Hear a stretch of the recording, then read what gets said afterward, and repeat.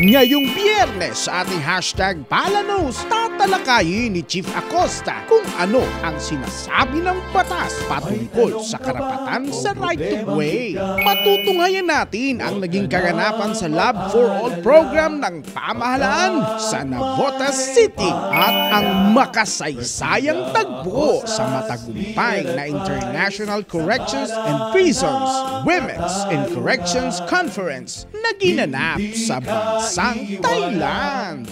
Ayon sa Artikulo 3 ng bagong Kodigo Sibil, ignorance of the law excuses no one from compliance therewith.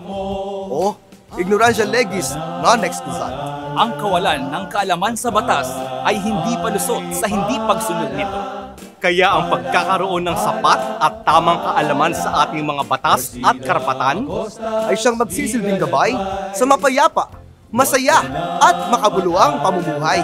Kaya alamin ang inyong mga karapatan at limitasyon upang mamalaging angat at nararapat ang bawat desisyon sa lahat ng sitwasyon. Handog ng Persida Acosta's Legal Advice ang dekalidad na pag-aaral sa ating mga batas.